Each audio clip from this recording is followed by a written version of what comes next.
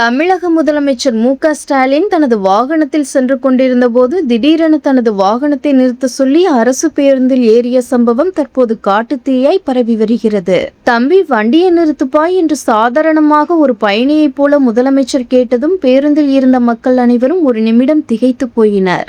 முதல்வர் திடீரென பேருந்துக்குள் வந்ததை சற்றும் எதிர்பார்க்காத பயணிகள் மற்றும் நடத்துனர் பெரும் ஆச்சரியத்தில் உறைந்தனர். பேருந்தில் ஏறிய முதலமைச்சர் அங்கிருந்த பயணிகளிடம் நலம் விசாரித்ததுடன் குறிப்பாக பெண்களுக்கு விடுக்கப்பட்ட இலவச பேருந்து பயண திட்டம் சரியாக செயல்படுகிறதா என்றும் கேட்டறிந்தார். பேருந்து வசதிகள் மற்றும் ஓட்டுநர் நடத்துனர்களின் செயல்பாடுகள் குறித்து மக்களிடம் நேரடியாக குறைகளை கேட்டிருந்த காணொலி தற்போது எக்ஸ் தளத்தில் வைரலாகி வருகிறது. முதலமைச்சரின் இந்த யதார்த்தமான நடவடிக்கை பொதுமக்களிடையே பெரும் வரவேற்பை பெற்றுள்ளது குறிப்பிடத்தக்கது.